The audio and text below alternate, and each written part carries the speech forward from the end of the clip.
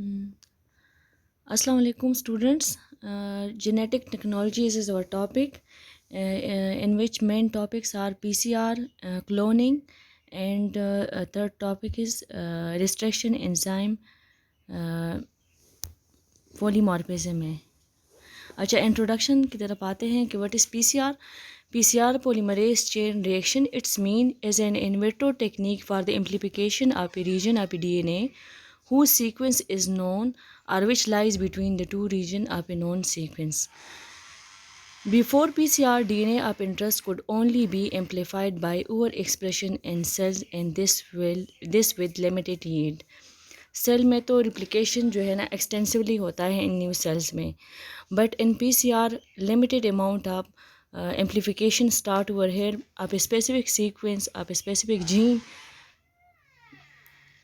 इन 19 now आते हैं इसकी कुछ हिस्ट्री की तरफ के how it develop. In 1966 Thomas Brock discovers Thermus aquaticus, a thermostable bacteria in the hot spring of a Yellowstone National Park. इस एंजाइम के थ्रू इसकी डेवलपमेंट स्टार्ट हुई, जो कि इस वजह से इसको जो है ना थर्मस एक्वेटिकस बैक्टीरिया में ये फाउंड करता है. In 1983 Kary Mullis postulated the concept of PCR and got Nobel prize in 1993. Then in 1985, Psyche published the first application of the PCR on protein like the gene which form beta globulin protein.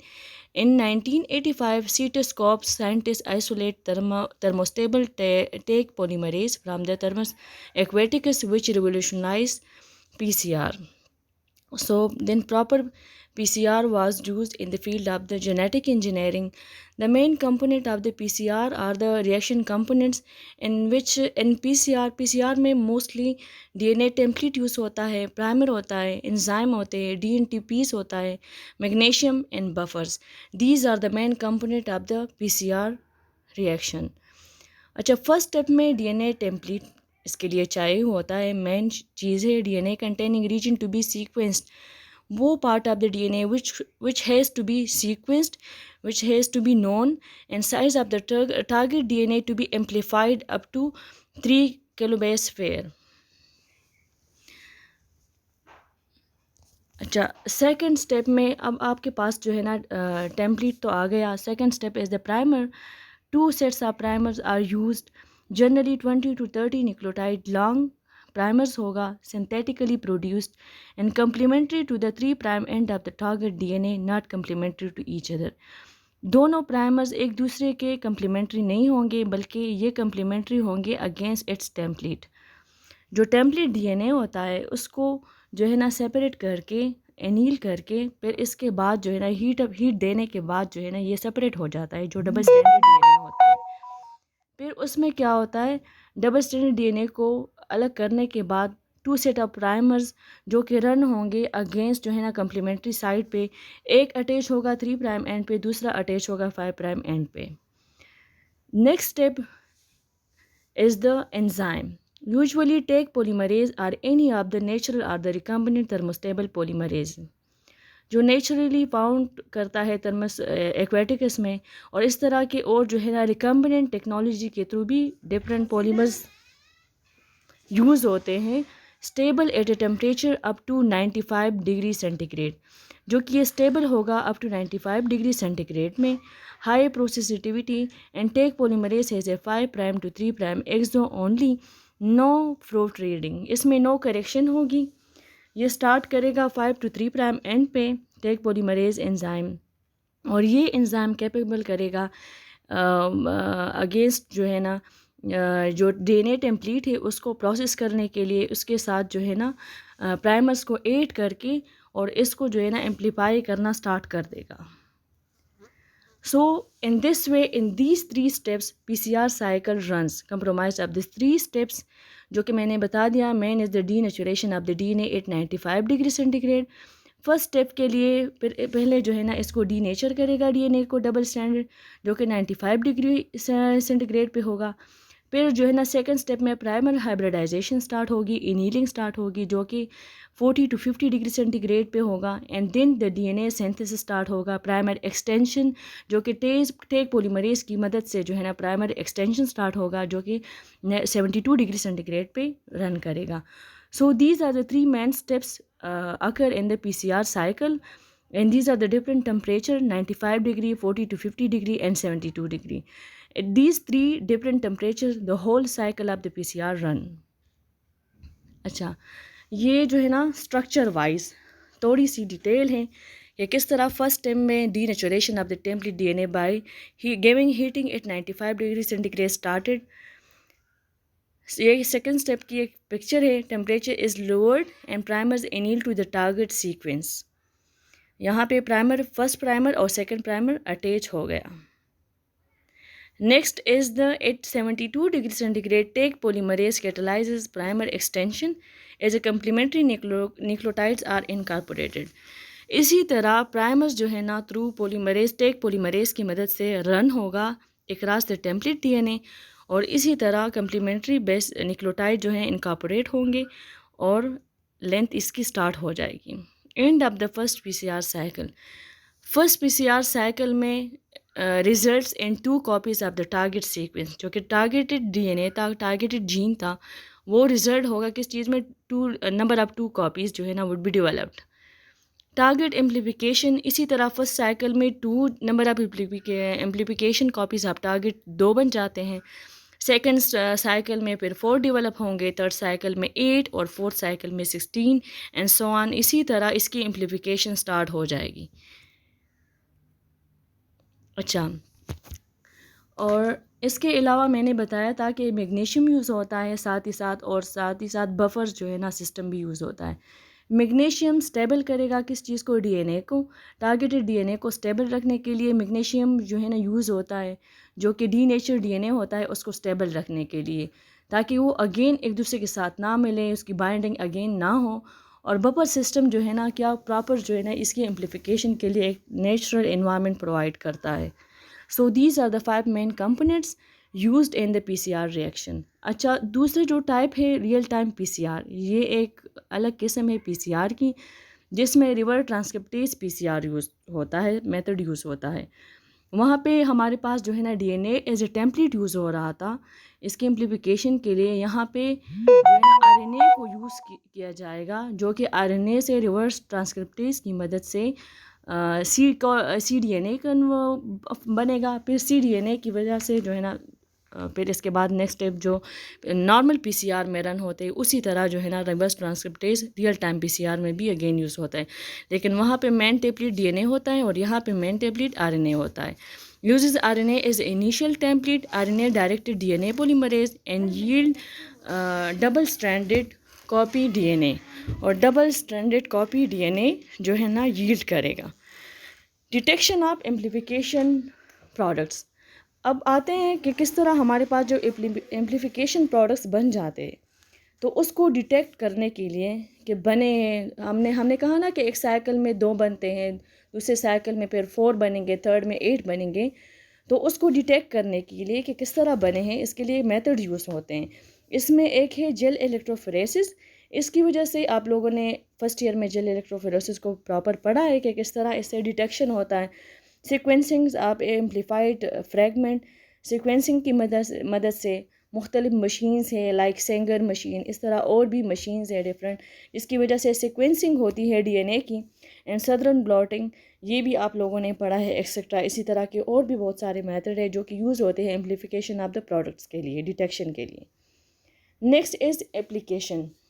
why PCR was developed and why it is used as a major instrument in the field of the genetic engineering, genome mapping and gene function determination। एक तो genome mapping इसके through होती है, and gene function determination, biodiversity studies, evolutionary studies जो है ना सारी इसकी मदद की वजह से जो है ना हमें समझ आ सकती है। Diagnostic, parental testing of a genetic disease, early detection of cancer, viral infection and detection of the drug resistant gene and forensic DNA fingerprinting।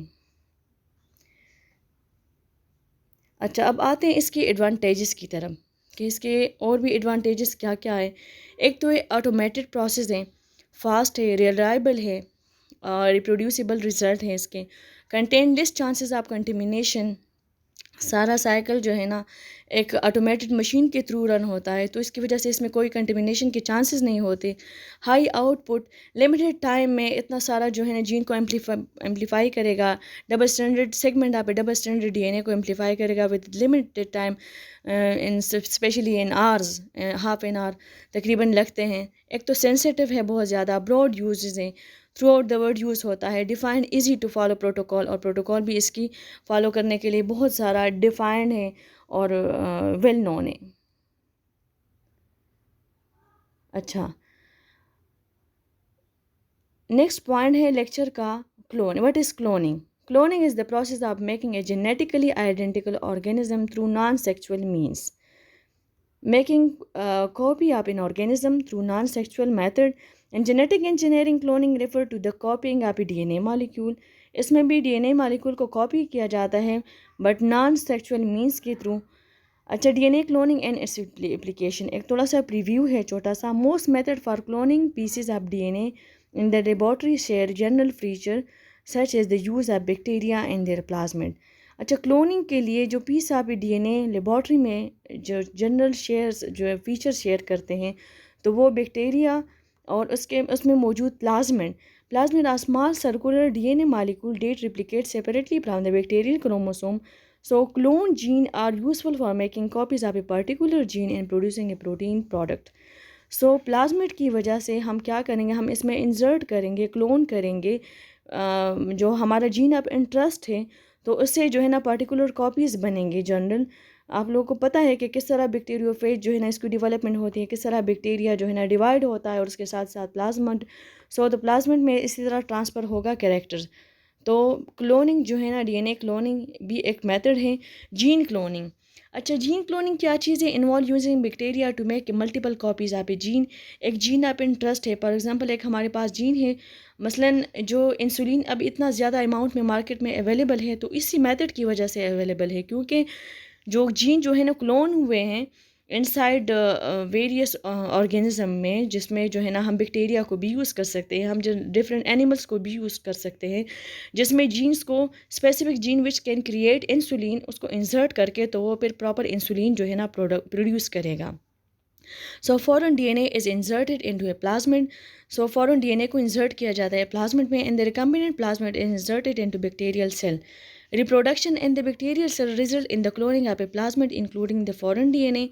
सो फिर रिप्रोडक्शन जो बाद में रन होता है इनसाइड द बैक्टीरियल सेल, तो वो रिजल्ट करेगा क्या, किस चीज़ को, प्लाज्मिड को। उसी प्लाज्मिड को डिवाइड करेगा जिसमें फॉरेन डीएनए इंसर्टेड है। This result in the production of multiple copies of a single gene. तो हमारे पास एक सिंगल जीन की मल्टीपल कॉपीज़ डेवलप हो जाते हैं। अच्छा, ये एक पिक्चर के थ्रू आप लोगों को समझाना है कि एक बैक्टीरियम है जिसमें बैक्टीरियल क्रोमोसोम है ग्रीन कलर का, और जो सर्कल है ये इसमें प्लाज्मिड है। सो फर्स्ट स्टेप में gene inserted into the plasmid.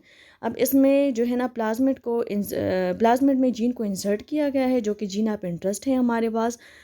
और फिर जो है ना सेकंड स्टेप पे plasma put into the bacterial cell.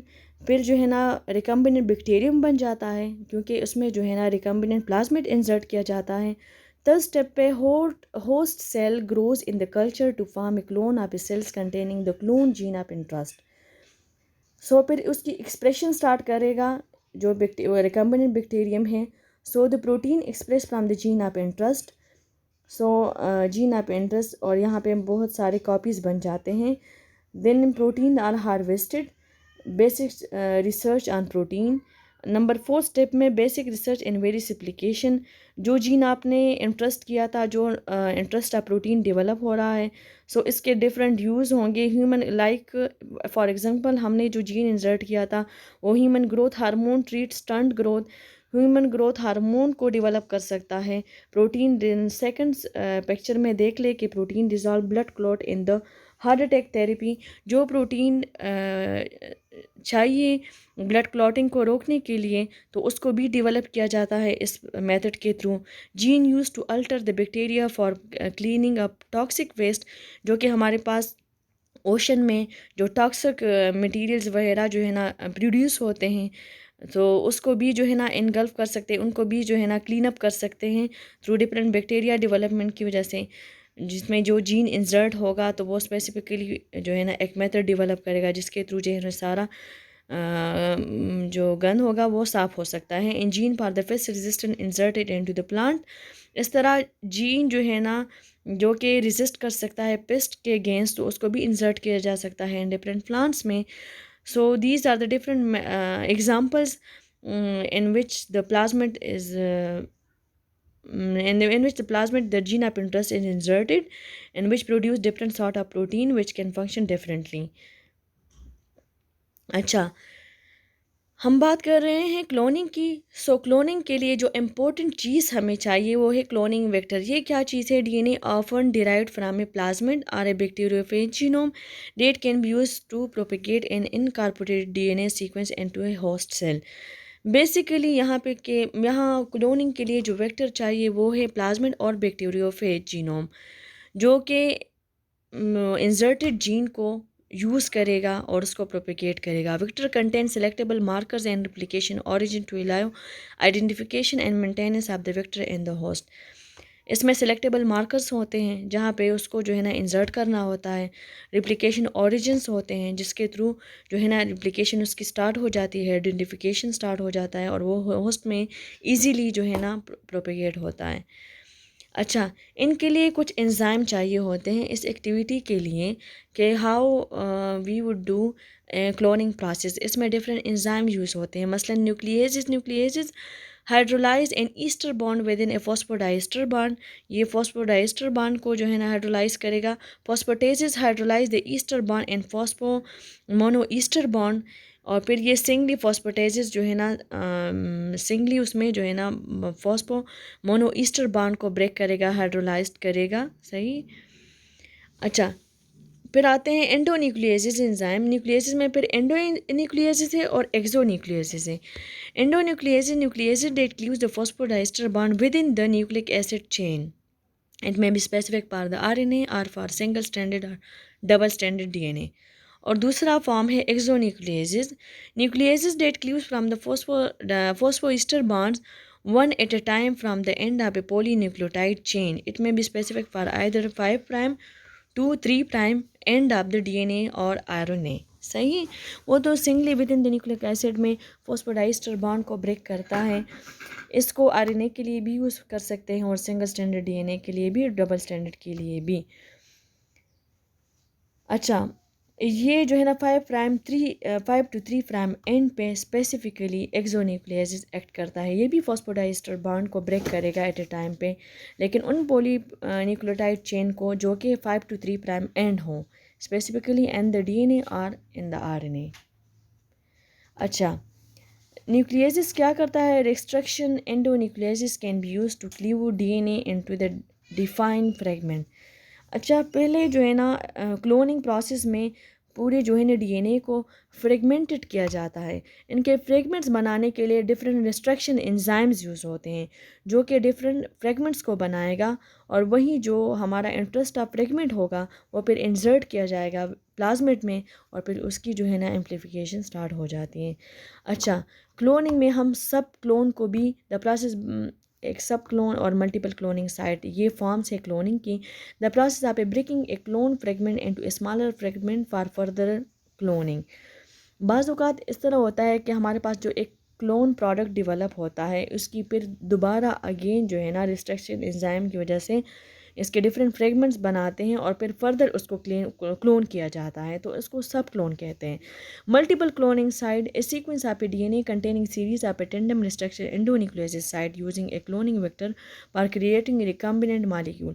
और इस फॉर्म में, मल्टीपल क्लोनिंग साइट फॉर्म में इस तरह होता है कि एक सिंगल प्लाज्मिड में वो तो सब क्लोन से जो हम पहले पढ़ रहे थे ना कि किस तरह जो है ना क्लोनिंग किया जाता है, तो एक क्लोनिंग में एक सिंगल जीन को किस तरह इंसर्ट किया जाता है प्लाज्मिड में और फिर वो किस तरह प्रोपेगेट होता है। तो फिर हमने बात की सब क्लोन की कि सब क्लोन क्या चीज़ है, कि एक क्लोन प्रोडक्ट को दोबारा अगेन फ्रेगमेंटेड बना के उसकी फर्दर क्लोनिंग करने को कहते हैं। फिर मल्टीपल क्लोनिंग साइट क्या है कि एक वेक्टर में बहुत सारे साइट्स को टारगेटेड किया जाता है और number of genes are inserted in the plasmid. So these multiple cloning site would develop a recombinant molecule which can also be used for the production of different useful products, different useful proteins.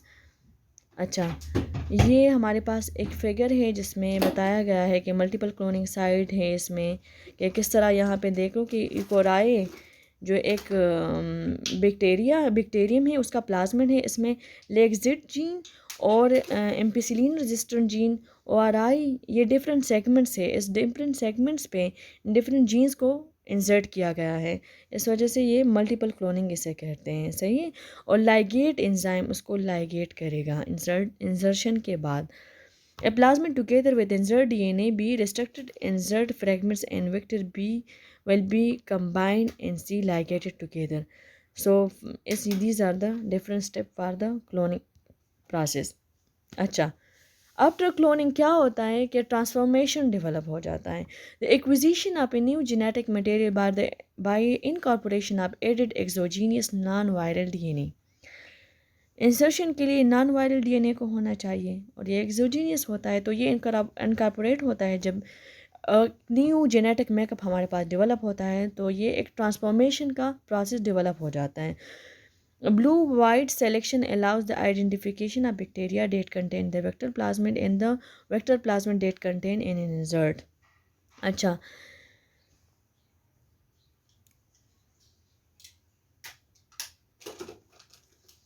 different blue and white colonies are developed for the cloning process. अच्छा, different diet दिया जाता है जो कि जिसमें jeans insert हुआ होता है जिस प्लाज्मिड में, जिन बैक्टीरियम में, तो उसको एक डाई दिया गया होता है जिसकी वजह से आप लोगों के पास जो है ना कल्चर में डिफरेंट कलर्स के कॉलोनीज डेवलप होंगे ब्लू एंड वाइट फॉर्म में। जो वाइट होता है तो इसमें it has no inserted gene, so it can be reuse again, it can be studied, it can be use again. And the blue colonies का मतलब है कि इसमें जो है ना इंसर्टेड जीन शामिल हो गया। अच्छा, cloning vector can be specialised for the different purposes.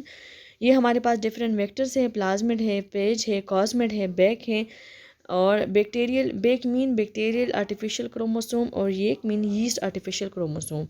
These are the different vectors use for the cloning process. इनके फीचर्स क्या हैं? प्लाज्मिड हाई कॉपी नंबर, बहुत ज़्यादा इन नंबर ऑफ अमाउंट में इसकी डिवीजन होती हैं। आइसोलेशन ऑफ डीएनए, फिज़िकली इससे डीएनए आइसोलेट किया जाता है। मैंने बता दिया कि एक मेथड है जिसको पीसीआर भी कह सकते हैं, ये भी यूज़ हो सकता है। और इसमें लिमिट क्या है जीन की? 10 किलो बेस पेयर। अच्छा, फिर है फेज इन्फेक्ट्स बैक्टीरिया। फेज जो है ना इन्फेक्ट करेगा बैक्टीरिया को, फिर वहाँ पे बैक्टीरिया में इसकी फर्दर जो है ना डेवलपमेंट स्टार्ट होगी। फेज पैकेजिंग, आप लोगों ने जो है ना ये फेज की एक्शन बैक्टीरियम पे ये सारा कुछ सेकेंड ईयर में पढ़ा है। 20 किलो बेस फेयर जो है ना इसकी लिमिट है।